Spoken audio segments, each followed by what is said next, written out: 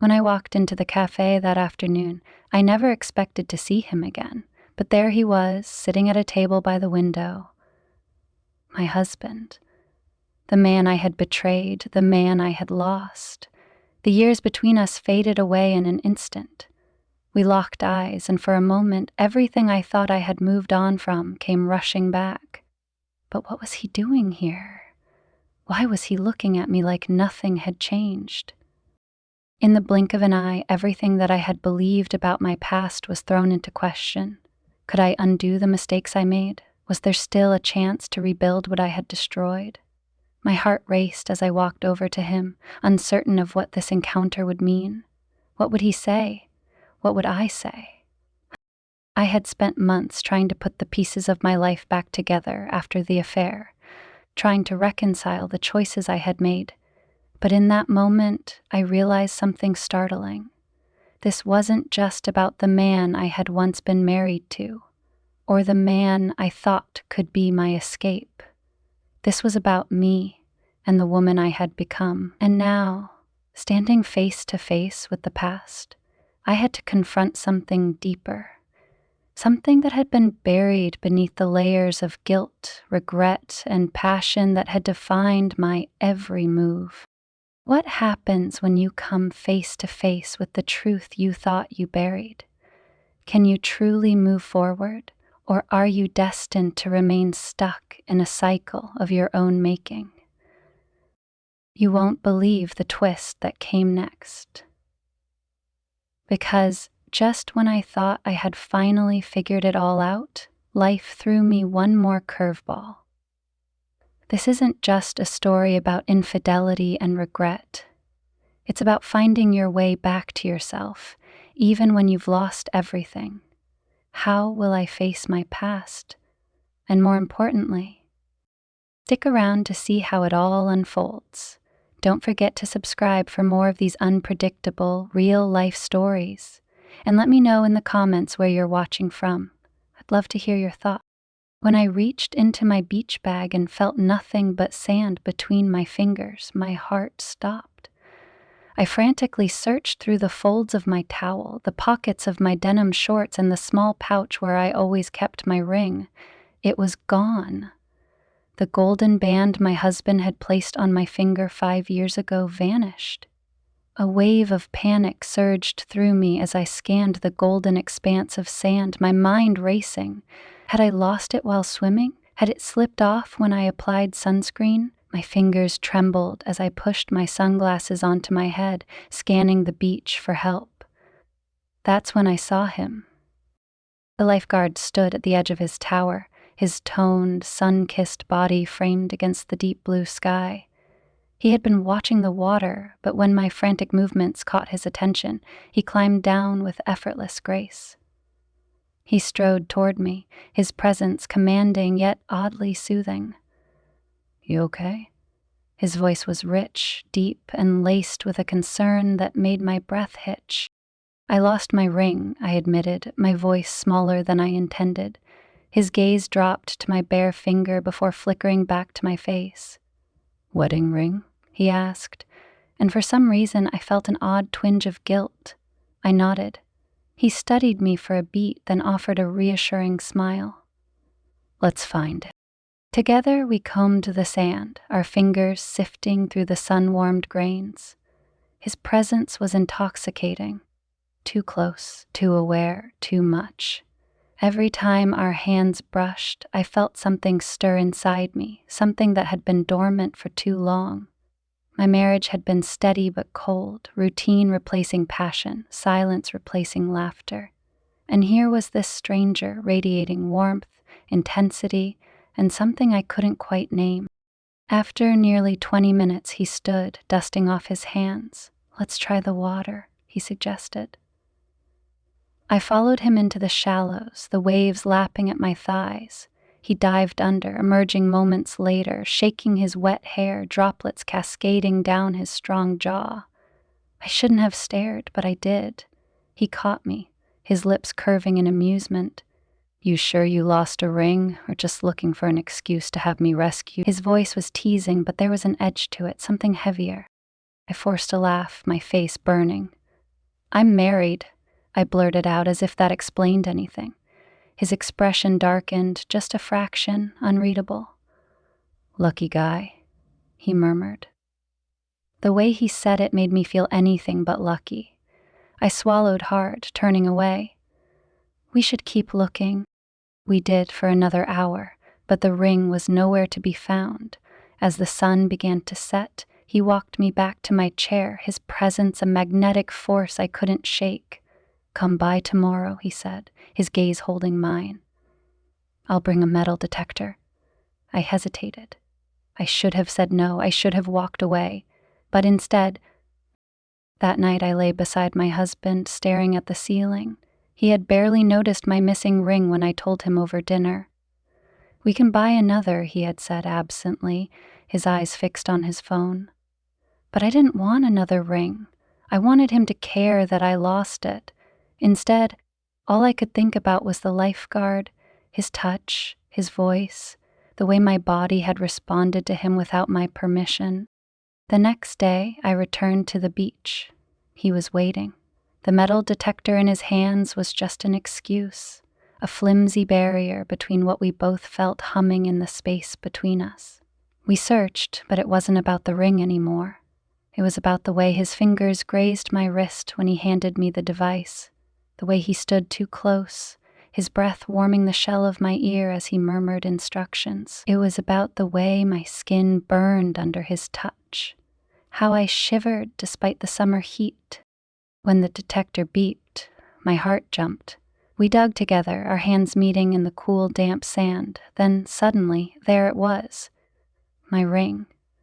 But as I held it in my palm, I realized something unsettling. I didn't feel relief. I felt loss. I looked up at him and he was watching me with that same unreadable intensity. You found what you were looking for, he said softly. But it felt like a question.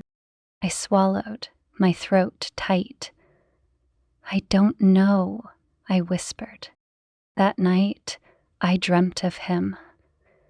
And the next day, I returned to the beach not for the ring, but for something else.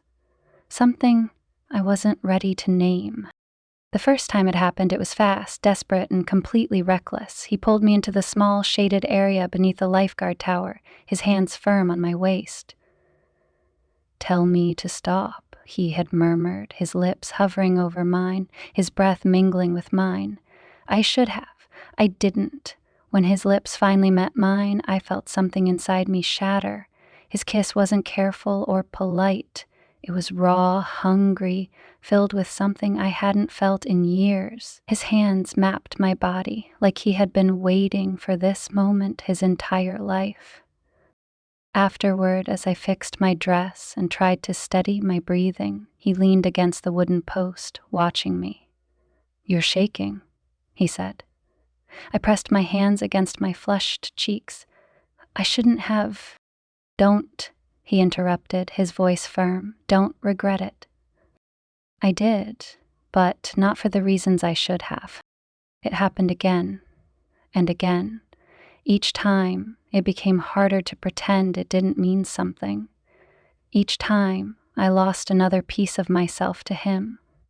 My husband remained oblivious, wrapped up in his world of emails and business trips, while I spent my days tangled in the arms of a man who made me feel alive. I should have felt guilty. The night everything changed, it wasn't just about stolen moments on the sand. It was about something deeper. He held my face in his hands and whispered, "Leave him." My breath caught. I can't. His jaw tightened. You can. You just won't.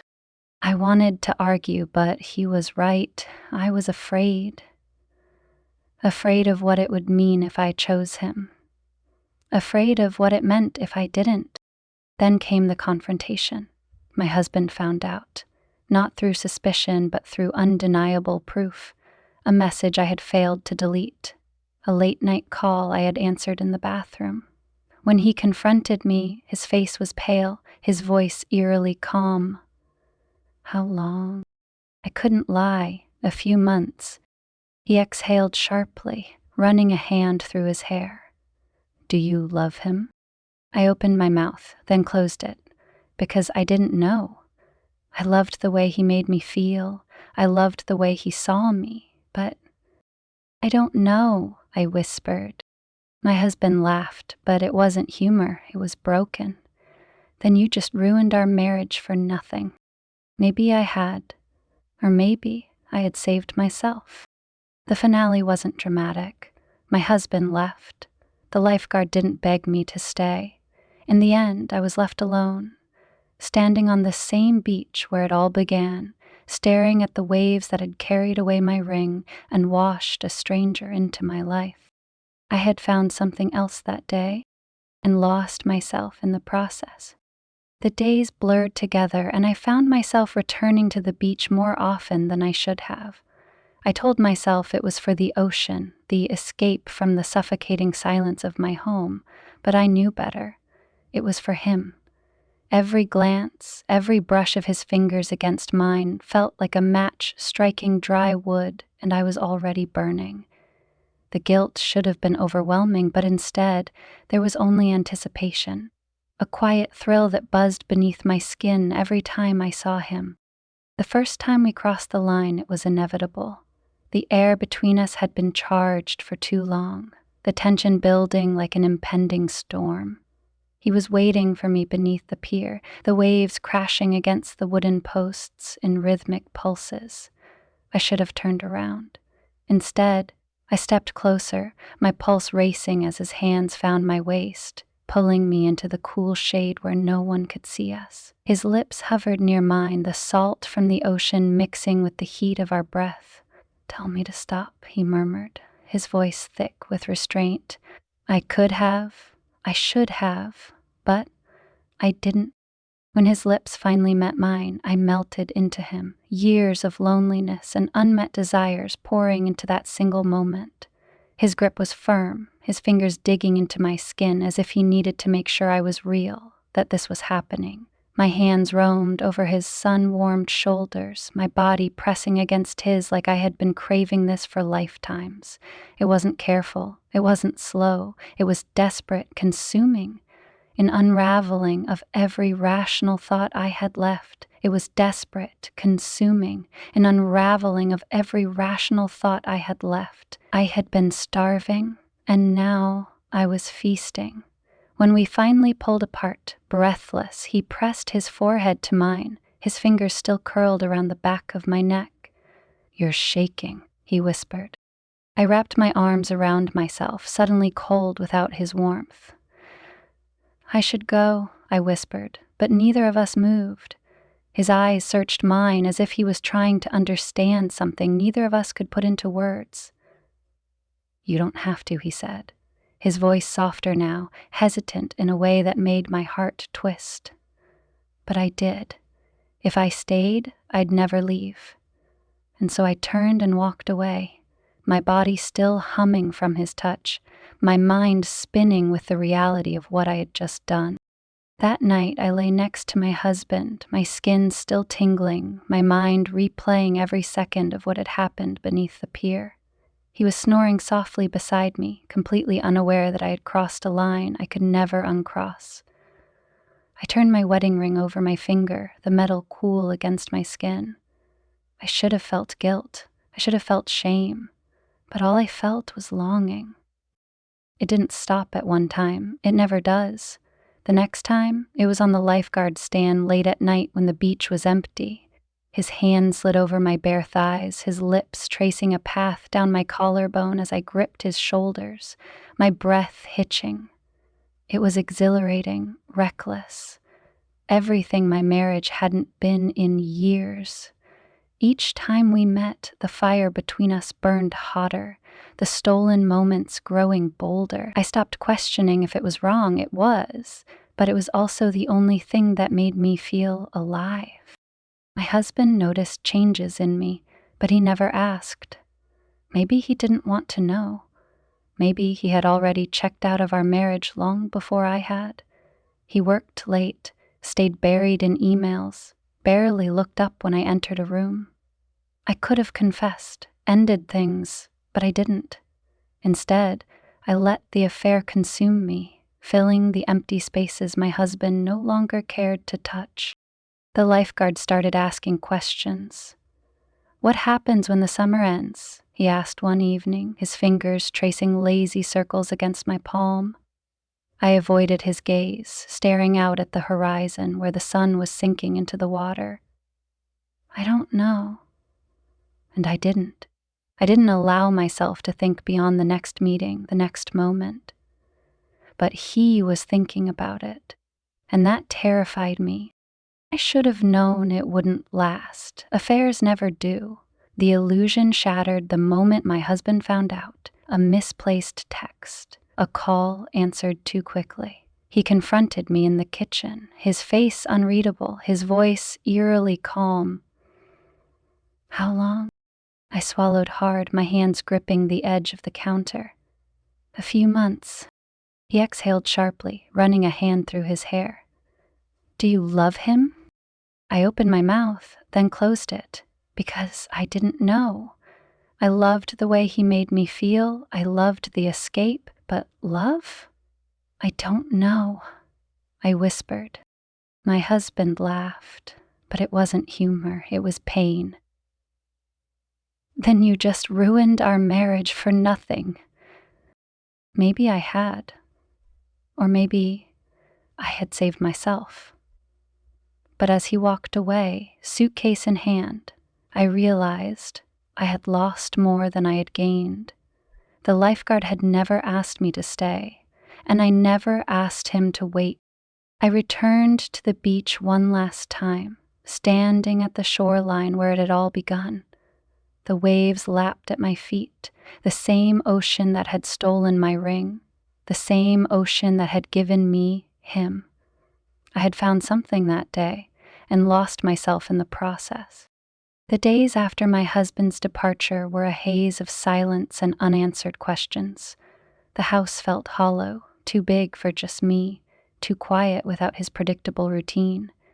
I told myself this was what I wanted, that I had chosen this freedom, yet the weight of my choices pressed down on me in the stillness of the night. I didn't call the lifeguard, and he didn't call me. The summer was ending, and so was whatever we had been pretending wasn't temporary. I returned to the beach, drawn back like a tide that couldn't resist the pull of the moon. The sun was setting, casting the sky in streaks of orange and pink, the kind of beauty that made endings feel softer than they were. He was there, of course, perched on his tower, watching the water as if he hadn't been the catalyst for the storm unraveling my life. When he saw me, his expression darkened with something unreadable, but he didn't look away. I had been avoiding this moment, but deep down I knew it was inevitable. When I reached him, he didn't ask why I was there. Instead, he studied me, his gaze heavy, waiting for me to speak. "It's over," I said finally, though I wasn't sure if I was talking about my marriage or us. He exhaled through his nose, nodding slowly, as if he had been expecting it. "Are you okay?" The question was so simple, yet it caught me off guard. No one had asked me that, not my husband, not my friends. I wanted to say yes, to convince both of us that I was fine, that I had no regrets, but the words caught in my throat because the truth was murkier than I wanted to admit. I wasn't okay. I had broken something inside myself, shattered the life I had spent years building, and for what? A handful of stolen moments beneath the sun? The weight of my choices pressed against my ribs, suffocating, inescapable. "I don't know," I finally admitted, and his jaw tightened. He reached for my hand, his fingers warm against mine, and for a moment, I let myself sink into the comfort of his touch. "I never asked you to leave him," he said, his voice quiet, steady, "but I wanted you to." The honesty in his words sent a sharp pang through my chest. I had known, of course, had felt it in the way he looked at me, in the way he held me like he was afraid I'd disappear. But hearing him say it out loud made it real in a way I wasn't ready for. "I don't know what happens next," I whispered, staring at the waves rolling onto the shore. He was silent for a long moment before he spoke again. "Neither do I." His thumb brushed over the back of my hand, a touch so gentle it made my throat tighten. I could have stayed. I could have let him pull me into his arms, let the warmth of his body drown out the chaos inside me. But that wasn't how this was supposed to end. I pulled away first. He didn't try to stop me. He just watched as I turned and walked back up the beach, my bare feet sinking into the sand with each step. My heart ached in a way I didn't have words for, but I knew this was the right choice. I had spent too long chasing something I couldn't hold on to. It was time to face the wreckage I had created, time to figure out who I was outside of him, outside of my marriage, time to start over. The days stretched into weeks, and I forced myself to move forward. I found a small apartment near the water, a place that was mine and mine alone. It was strange at first, waking up to an empty bed, eating meals in silence, navigating the loneliness that came with my newfound independence. Some nights I lay awake, staring at the ceiling, wondering if I had made a mistake, but then I would think about the way I had felt in my marriage, the suffocating routine, the quiet indifference, the slow erosion of who I was, and I knew I couldn't go back. I saw him again months later. It was a crisp autumn afternoon, the beach nearly deserted except for a few scattered surfers. He was walking along the shoreline, his hands tucked into his pockets, the wind tousling his hair. He looked the same, yet different, more distant, more settled in whatever life he had built after me. He saw me, but he didn't stop. Neither did I. We just passed each other, two people who had once burned too bright, now reduced to embers. As I watched him disappear down the beach, I realized something. I had spent so much time searching for excitement, for validation, for something to remind me I was still alive. But in the end, I had lost more than I had found, and maybe that was the real lesson. Some things aren't meant to last. Some fires burn out before they can turn into something real, and some mistakes, no matter how intoxicating, leave behind scars that never fully fade. The air had turned colder, crisp with the bite of early winter, and yet the echoes of summer still clung to me like a phantom. I found myself walking along the beach more often than I should have, as if retracing my steps could somehow undo everything. Each grain of sand felt familiar beneath my feet, each whisper of the waves a reminder of the choices I had made. I told myself I wasn't looking for him, that I wasn't hoping to see his familiar figure standing by the water, but the truth was too sharp to ignore. Some wounds didn't heal with time. They merely settled into you, a dull ache where something once burned bright.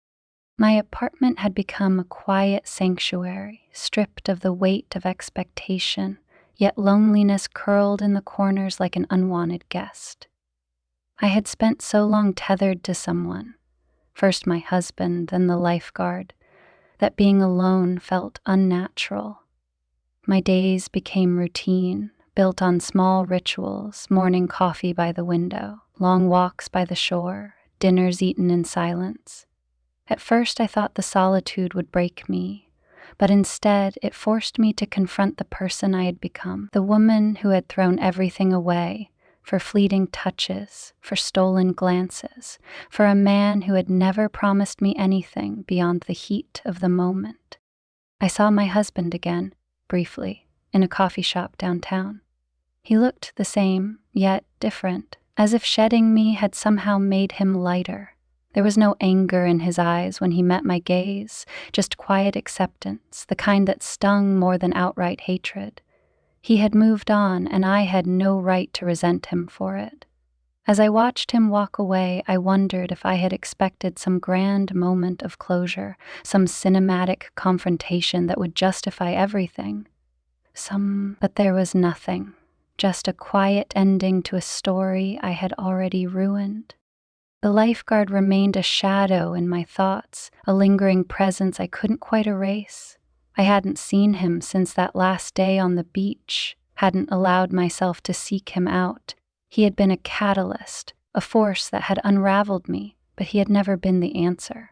I knew that now, but that didn't stop me from remembering the way his hands had felt on my skin, the way his voice had wrapped around me like a promise never meant to be kept. Some nights, I lay awake, staring at the ceiling, wondering if he ever thought of me, if he ever regretted what we had started. Time passed in slow, steady increments, each day pulling me further from the wreckage of my past. I stopped wearing my wedding ring, stopped searching for traces of him in the faces of strangers. The ache remained, but it became easier to carry, a burden that no longer threatened to consume me. I learned to sit with my loneliness, to let it exist without letting it define me. There was something freeing in that, in knowing that I had survived the fire and emerged, not unscathed, but whole in a way I hadn't been before. And then one evening, just as the sun dipped below the horizon, I saw him. He was standing by the water, his back to me, the wind tugging at his clothes. My breath caught, my heart stuttering in my chest before I could remind myself that this wasn't a moment meant for anything more than what it was. I could have walked away. I should have. But something inside me refused to let go, refused to let the past be nothing more than a ghost. I approached slowly, my footsteps barely audible over the crash of the waves. When he turned, his gaze met mine, steady and unreadable. We stood there for a moment, caught in the weight of everything unspoken. "Hey," I finally said, my voice quieter than I intended. He nodded, a small, almost hesitant smile touching his lips. "Hey." It wasn't dramatic, it wasn't a declaration of love or an admission of regret. It was just a moment, fleeting and fragile, but it was enough. We didn't need to rehash what had already been written in the sand, washed away by the tide. We had been something once, something wild and reckless, but the summer was long over, and so, after a lingering glance, I turned and walked away, leaving him standing there beneath the fading light. I didn't look back. Some endings didn't need words, they simply needed to be accepted. The weight of everything came crashing down on me the moment my husband confronted me. He stood in the kitchen, his face pale, his hands gripping the counter, as if steadying himself against the reality I had forced upon him. My phone lay between us, the screen still lit from the message I had failed to delete. A single mistake, a moment of carelessness, and now the truth was out in the open, undeniable and irreversible. His voice was eerily calm when he finally spoke. "How long?" The simplicity of the question made my stomach twist. He wasn't screaming, wasn't throwing accusations, wasn't demanding explanations. That would have been easier. Instead, he was dissecting me with his silence, waiting for a confession I didn't know how to give. My throat tightened as I forced the words out. He exhaled sharply, running a hand through his hair. "A few months," he repeated, as if tasting the bitterness of the phrase. I could see it in his eyes. The moment it hit him, the unraveling of the life we had built together. His jaw clenched, and I braced myself for the explosion, but instead he just shook his head, a broken laugh escaping his lips. "Do you love him?" The question landed like a punch to the gut. Love? The lifeguard had been my escape, my recklessness, my answer to the suffocating monotony of my marriage. But love? The word felt too heavy, too complicated, too dangerous. I opened my mouth, then closed it. The truth was, I didn't know. I loved the way he made me feel.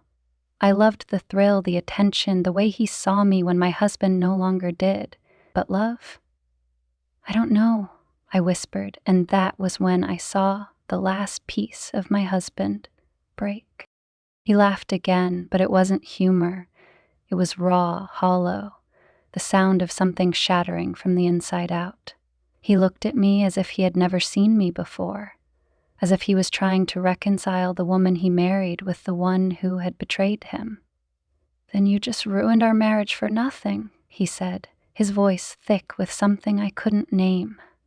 And maybe he was right. Maybe I had set fire to everything for nothing more than a fleeting illusion of passion. The silence between us stretched, suffocating, until finally he pushed away from the counter. "I can't do this," he muttered, grabbing his car keys from the hook by the door. "I can't even look at you right now." His voice wavered, and for the first time, fear clawed at my chest. This was it. This was the moment where everything came apart. "Please," I started, but he held up a hand, stopping me before I could say anything else. "Don't." And then he was gone. The door slammed behind him, and I was left standing in the middle of our kitchen, staring at the empty space where he had been. My hands trembled as I reached for my ring, the band that suddenly felt like a lie against my skin. I had thought I wanted this. I had convinced myself that I had been missing something, that I had deserved more. But now, in the silence of an empty house, all I felt was the crushing weight of my own choices. I sank onto the floor, the realization settling over me like a cold, suffocating wave. My husband was gone. Not just for the night, maybe forever. And I had no one to blame but myself. The night my husband left, I sat in the dark, staring at the empty space where his car had been parked just hours before. The silence was unbearable, stretching out like a void, swallowing every sound except the erratic thud of my heartbeat.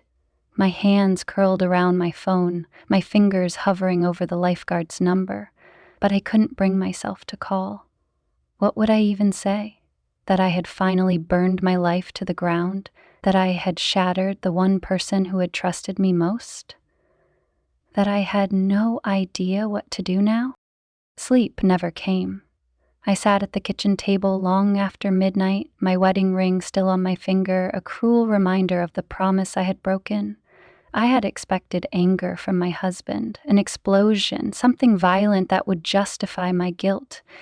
But it was the quiet, the way he had looked at me like a stranger that cut the deepest. His words haunted me, repeating in my mind like an echo I couldn't escape. "Then you just ruined our marriage for nothing." The next morning, I woke up to an empty house, my limbs stiff from where I had eventually collapsed on the couch. My husband hadn't come back. No texts, no calls, just silence. The weight of his absence pressed down on me, suffocating, making it impossible to move. I told myself this was what I had wanted. Freedom, excitement, a way out of the monotony. But if that were true, why did it feel like I was unraveling? I finally forced myself to get up, to shower, to pull myself together, but nothing felt real. My hands trembled as I poured coffee, my stomach twisting at the thought of eating. I couldn't sit in this house, in the suffocating remnants of what used to be my life. So I left. Without thinking, I drove to the one place I knew I shouldn't go, the beach. He was there, of course, leaning against the lifeguard stand, watching the waves roll in like he hadn't just played a part in the destruction of my marriage. When he saw me, his eyes flickered with something unreadable, but he didn't look surprised. Maybe he had been expecting me. Maybe he had known this moment was inevitable. "You look like hell," he said, pushing off the stand, his voice casual, as if this was just another day. I laughed, but it came out hollow. "I feel like hell." He studied me for a long moment, then nodded toward the ocean. "Come on." I hesitated, but my feet were already moving. The cold water licked at my ankles as we walked along the shoreline in silence. The only sound the crashing of waves and the distant cries of seagulls. He didn't ask what had happened. Maybe he already knew. Maybe he didn't care. Or maybe he was just waiting for me to say it. "My husband knows," I finally admitted, my voice barely above a whisper. His jaw tightened, his gaze fixed on the horizon. "And?" I swallowed hard. "He left." Saying it out loud made it real in a way that sent a fresh wave of nausea through me. A muscle in his cheek twitched, but he didn't say anything right away. When he finally spoke, his voice was steady. "Do you regret it?" Did I? The question lodged itself in my throat, heavy and suffocating. Regret was complicated. I regretted the pain I had caused, the way my husband had looked at me like he didn't know who I was. I regretted the way I had lied, the way I had let something reckless take precedence over something solid. But did I regret him? The lifeguard standing beside me? The man who had set my body on fire, who had made me feel alive in ways I hadn't in years? I don't know, I admitted, my voice shaking. He nodded, like he had expected that answer, like it didn't change anything. So what now? I laughed again, but there was no humor in it. I don't know that either. And that was the problem. I had chased after something, risked everything, and now that I had it, I had no idea what to do with it. He stopped walking, turning to face me, his expression unreadable. "You could stay," he said simply, like it was the easiest thing in the world. My heart clenched. "And then what?" I asked, because I needed him to say it. I needed to hear what he thought this was, what he wanted from me now that I had nothing left to lose. His silence was the answer. He didn't know either. I exhaled sharply, turning away, staring out at the waves. I should go. He didn't stop me, and that was the final confirmation I needed. He had never been a plan, never been something built to last. He had been a moment, a fleeting fire, something beautiful and destructive but never meant to endure. And now, standing at the edge of the water, I finally saw it for what it was. I turned and walked away, feeling his gaze on my back the entire time. But he didn't follow. He let me go. And maybe that was the real ending. The drive home was long and silent, the weight of my choices settling into my bones like an unshakable chill. The house was exactly as I had left it, dishes still in the sink, the bed still unmade, the ghost of my husband's presence lingering in the air. I half expected to see his suitcase by the door, a sign that he had come back to talk, to yell, to demand something from me. But there was nothing, just the crushing realization that he was truly gone, and I had no idea if he would ever return. I sat on the couch staring at my phone, willing it to ring. A part of me thought maybe he would send a message, some final words that would tell me what came next. But deep down, I knew better. He had said everything he needed to say when he walked out that door, and the lifeguard, he wasn't reaching out either. I had been the one to leave first, and he had let me go without protest. I had burned everything down for a man who had never promised me more than a summer's worth of stolen moments. The loneliness that followed was unlike anything I had ever known.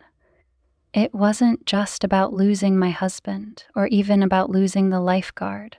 It was the emptiness of having nothing left to hold on to. I had spent so long craving something more, something exciting, something that made my heart race, and now, standing in the ruins of my decisions, I wondered if I had ever really known what I wanted. I wasn't sure who I was without the titles of wife or lover. For the first time in years, I was just me, and I had no idea if that was enough. Days passed in slow, heavy increments, each one dragging me further from the wreckage, yet the weight remained the same. I told myself I had to move forward, that I had no other choice. I cleaned the house. I started going on walks in the morning. I even signed up for a yoga class, anything to avoid the suffocating silence that had taken root in my home. But at night, the truth pressed in on me like a vice. I had broken my marriage for something fleeting, and now I had to live with that. One evening, I got an email from my husband. It was short, to the point. He was filing for divorce. No anger, no bitterness, just an efficient severing of ties, as if we were nothing more than a contract coming to its inevitable expiration. It shouldn't have hurt as much as it did.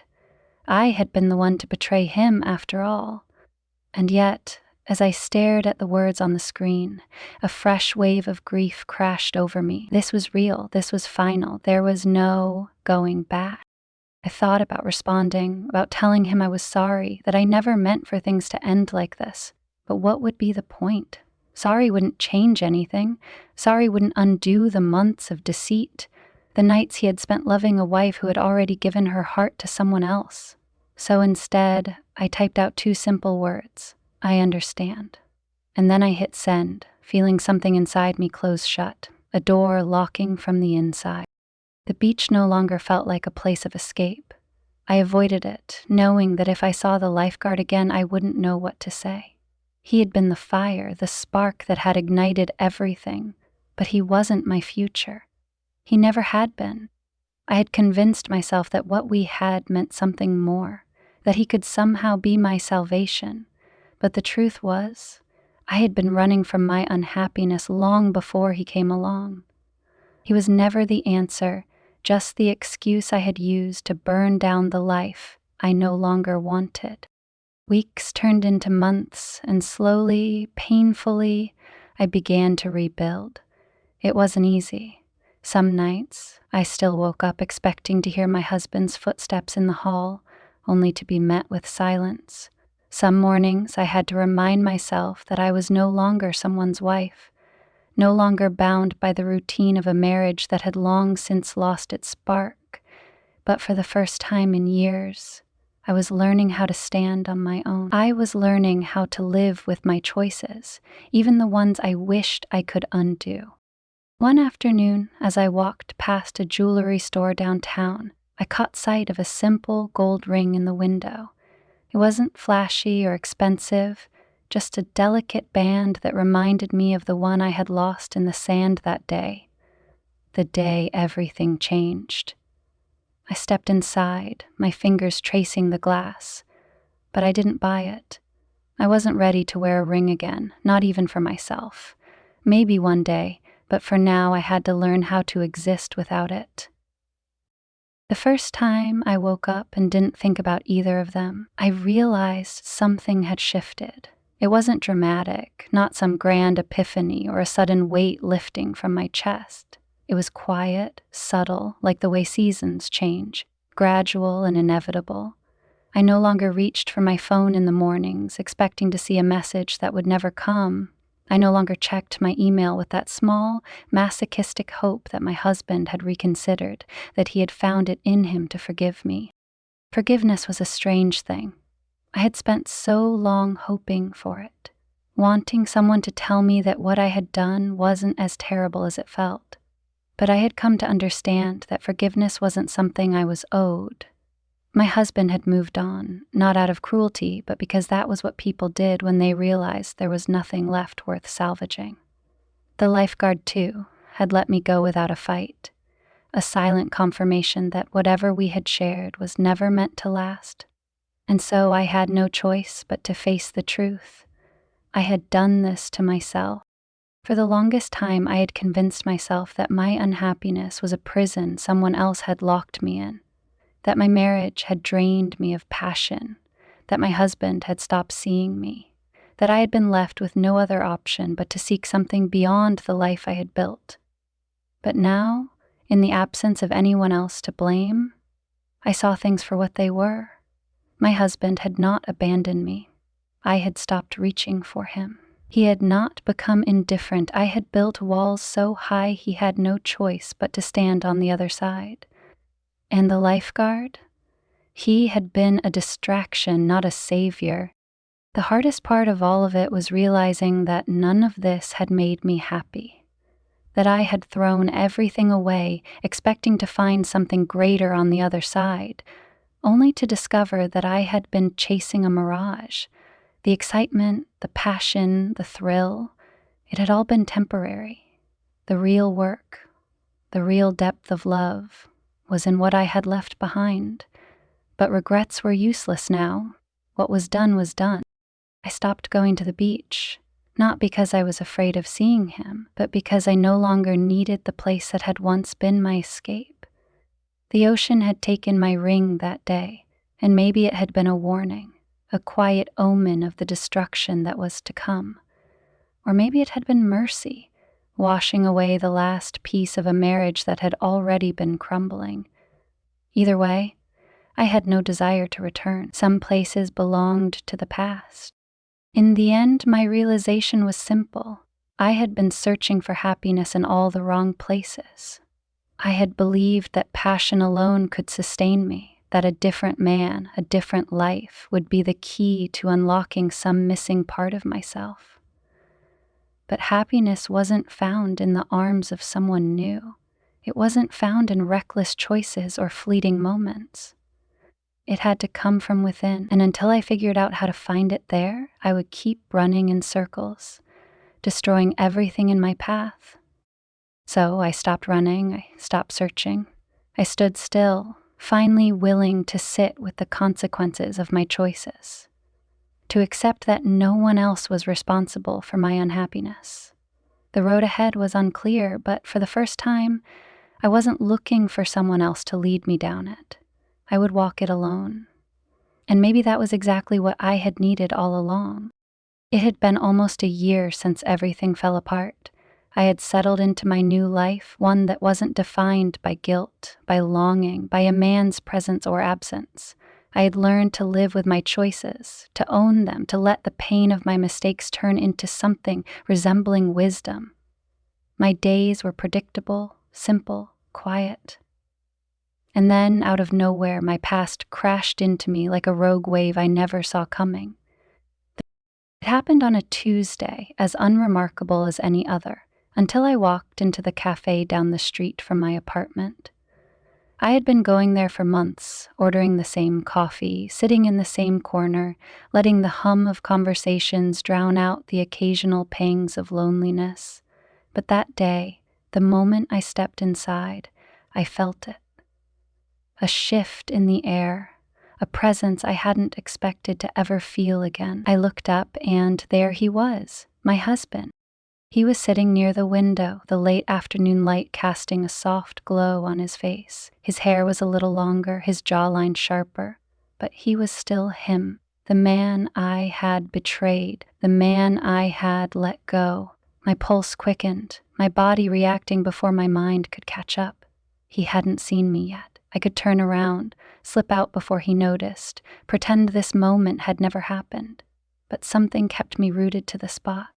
As if sensing me, he lifted his gaze, and our eyes met. Time slowed, the noise of the cafe fading into a dull hum. His expression was unreadable. No anger, no bitterness, just quiet recognition. My stomach twisted, and for a brief, insane moment, I wondered if he had been coming here all along, if we had been unknowingly existing in each other's orbits this entire time.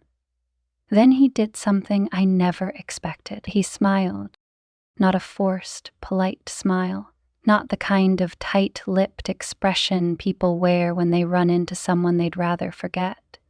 It was warm, genuine, as if seeing me wasn't painful, as if there were no ghosts between us. I swallowed hard, my feet finally obeying me as I took a cautious step forward. "Hi," I said, my voice softer than I intended. "Hey," he replied, his tone easy, effortless, as if we were just two old friends who hadn't seen each other in a while. I hesitated, waiting for some sign that he resented me, that he carried the weight of what I had done like a scar he couldn't heal from. But there was nothing in his face that suggested hatred.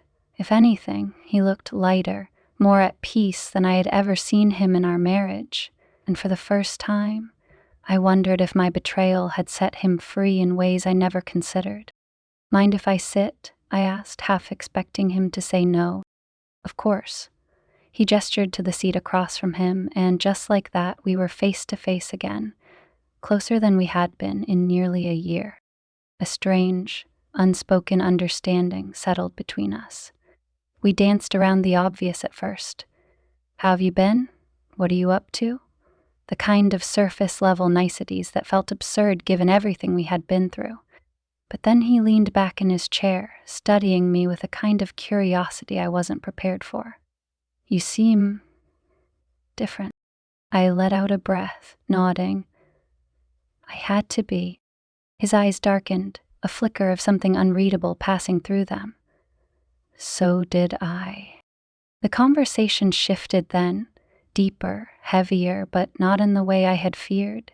He didn't ask for explanations. He didn't demand apologies. Instead, he told me about his life now, about the things he had learned in my absence, and somewhere in the middle of his words, I realized something that nearly knocked the air from my lungs.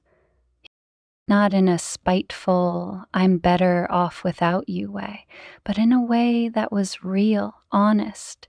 He had found something beyond the pain, beyond the betrayal, beyond the love we had broken. And that realization did something to me, something unexpected. It freed me. For so long I had carried this weight, this guilt that clung to my skin, this belief that I had single-handedly ruined the only good thing I ever had. But sitting across from him now, watching the way he spoke, the way his eyes weren't clouded with resentment or loss, I understood. My actions had changed both of us, but they hadn't destroyed him. If anything, they had forced him into a version of himself that was stronger, lighter, and wasn't that what I had wanted?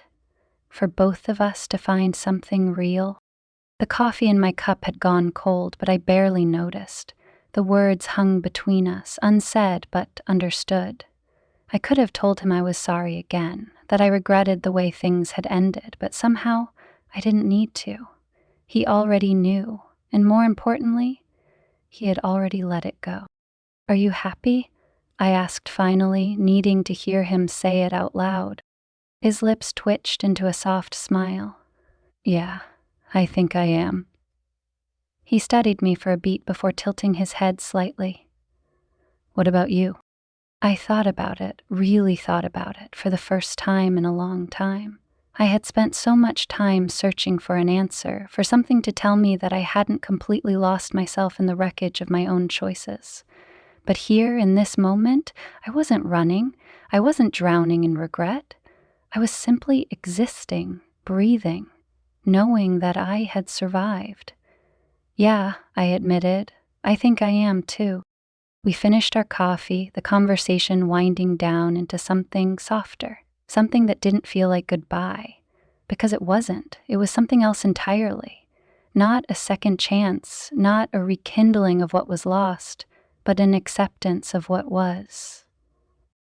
As we stood to leave, he reached into his pocket and pulled something out, setting it gently on the table. My breath caught as I looked down at the small, delicate object, my ring, the one I had lost at the beach that day, the one I had thought was gone forever. "I found it," he said simply, his expression unreadable. I stared at the ring, my heart pounding. Why do you still have it?" He shrugged. "I don't know, maybe I wasn't ready to let go of everything." His gaze met mine, steady and sure. "But I think I am now." I swallowed hard, nodding. Slowly, I reached for the ring, running my fingers over the familiar gold band.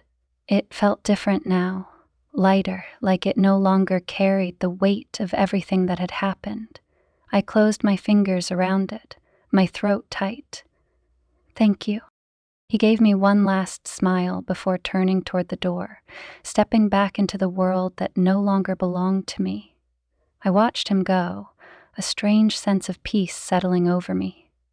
I had lost my ring at the beach, but now, standing here, feeling the cool metal against my palm, I realized something. I had finally found myself. I walked out of the cafe with the ring in my pocket, feeling lighter than I had in months. The past no longer felt like a weight dragging behind me. It had settled into something softer, something I could carry without breaking. I didn't know what came next, and for the first time I wasn't afraid of that uncertainty. I had spent so long searching, reaching, trying to find meaning in the ruins of my choices, only to realize that I didn't need to chase anything anymore. The future wasn't something waiting for me on the other side of regret. It was something I had the power to create. The streets were alive with the hum of a city that had never paused for my heartbreak. People moved around me, lost in their own lives, their own stories, unaware that I had just crossed an invisible threshold between what had been and what could be. I let the cool evening air fill my lungs, a quiet sense of peace settling in my chest. I had made mistakes, had torn apart things that could never be put back together.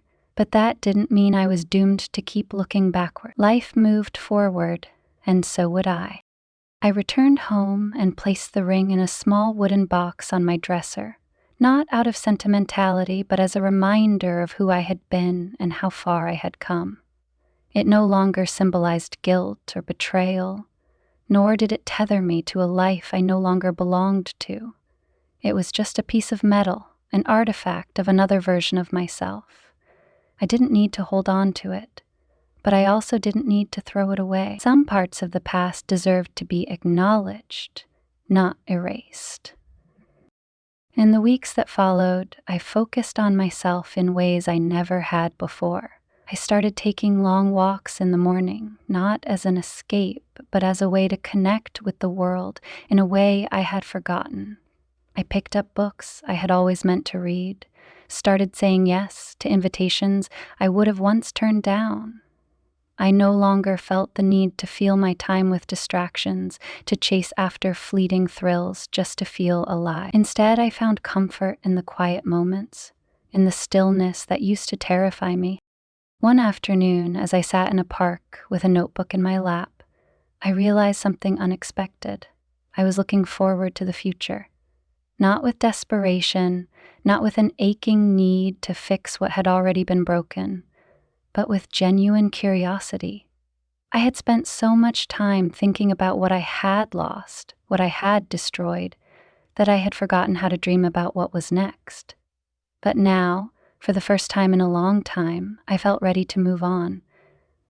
I started making plans, not the kind that revolved around someone else, not the kind built on the idea of finding another person to complete me, but plans that belonged entirely to me. I looked into taking a class, something I had always wanted to do but never made time for. I considered traveling, going somewhere new, just to see what it felt like to be anonymous, to exist in a place where no one knew my name or my mistakes. The possibilities stretched before me, endless and full of promise. One day, while walking past the beach, I paused at the edge of the sand. The ocean stretched out before me, vast and indifferent, the same as it had always been. I stood there for a long time, letting the waves lap at my feet, feeling the sun warm my skin. I didn't feel the pull of the past anymore. The memories were there, but they no longer controlled me. I had lost something here once, more than just a ring. But now, standing at the shore, I knew that I had also found something. Myself. I turned away from the water and walked forward, not looking back. I didn't expect to see him again, not after that day at the cafe, but life had a way of bringing things full circle when you least expected it. It happened on another quiet afternoon, the kind that had become my new normal, where the weight of my past felt lighter than ever before. I was walking through the park when I spotted him sitting on a bench, staring out at the trees swaying in the wind. He looked different this time. Not just older, but settled, like someone who had finally made peace with everything behind him. And I realized, with quiet certainty, that I had too. He noticed me before I could decide whether to approach him or walk away. His expression was unreadable for a moment, but then that familiar smile appeared, the one that once made my stomach tighten with guilt. I smiled back, not out of obligation or lingering affection, but because it felt right. There was no tension between us, no unspoken words clawing at the air. We were simply two people who had once loved each other, who had once hurt each other, now standing in a moment that neither of us had expected. I sat down beside him, not too close, not too far, just enough to acknowledge what we had once been without pretending it was something it wasn't anymore. "You look good," he said, his voice even, without the weight of the past dragging it down. "So do you," I replied, meaning it. There was no need for rehashing old wounds, no need to apologize for the 100th time. We had both made our choices, and we had both lived with them. The pain had already been buried, and in its place, something softer had grown. For a while, we just sat there, letting the silence stretch between us in a way that wasn't uncomfortable. Then he exhaled and turned to face me. "I'm leaving," he said, and for a second I wasn't sure what he meant. "A new job, new city? I think it's time." The words weren't meant to hurt me, and they didn't. Instead, they settled inside me with a quiet understanding. We'd already said goodbye once, but this was different. This was closure. I nodded, pressing my hands together in my lap. "I think that's a good thing." And I did. There was nothing left between us that needed fixing, nothing left unspoken. He had his life, and I had mine. This meeting was not fate, not some grand sign that we were meant to find our way back to each other. It was just life giving us one last chance to acknowledge that we had survived, that we had moved on, and that it was okay. We stood at the same time, in unspoken agreement that there was nothing more to say. He hesitated for a moment, then reached out, his fingers brushing my arm in a touch that was neither possessive nor longing, just a simple farewell. "Take care of yourself," he said, his voice filled with something I couldn't quite name. "You too," I whispered, meaning it more than I ever had before. And then, just like that, he walked away. No lingering glances, no second thoughts, just a quiet departure into the life that awaited him. I watched until he disappeared from view, then turned and walked in the opposite direction. There was no sadness in my chest, no regret clinging to my skin, just a sense of peace, a quiet farewell to a chapter that had already closed. I didn't need to look back. My future was waiting ahead of me, and this time I was ready for it. Months passed, and the echoes of my choices softened into something less sharp, less suffocating. Life moved on, as it always did, indifferent to the wreckage I had left behind. I learned to exist in my solitude, not just tolerate it, but embrace it, in a way I never had before. The absence of my husband no longer felt like an open wound, and the memory of the lifeguard no longer held the power to unsettle me. Time had done what it always did, dulled the edges, reshaped the pain into something manageable. I no longer avoided the beach, though it didn't hold the same allure it once did. I walked along the shore on quiet afternoons, my feet sinking into the cool sand, the waves rolling in and out, steady and unbothered. I never saw him again, the man who had been the spark of my undoing. Maybe he had left, moved on to another place, another woman searching for something she couldn't name. Or maybe he still stood on that lifeguard tower, watching the tides shift, oblivious to how much he had once altered the course of my life. There were days I thought about my husband, wondering if he had found someone new, if he had rebuilt the life I had shattered. I hoped he had. It was strange, the way love could twist into something so unrecognizable. I had once imagined us growing old together, had believed in forever, only to be the one who made sure it never happened. But I no longer cried over what I had lost. Some endings weren't tragic. They were necessary, and maybe in another life we would have found a way to make it work, but not in this one. One evening, as I sat by my window with a glass of wine, I took off my wedding ring for the final time. I had worn it for months after the divorce papers were signed, unable to let go of the last physical tie to the life I had once known. But I didn't need it anymore. It was not a badge of shame, nor a relic of regret. It was simply a symbol of a past that no longer belonged to me. I placed it in a small box and tucked it away, not to be forgotten, but to be left behind where it belonged. The weight that had settled in my chest for so long had finally lifted. I didn't know what came next, and for the first time, I was okay with that. I wasn't searching anymore. I wasn't waiting for someone to save me, to complete me, to tell me what I was supposed to do. The road ahead was mine alone to walk, and that was enough.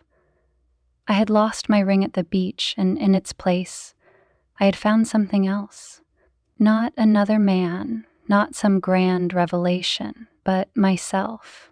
And that, in the end, was the only thing I had ever truly needed.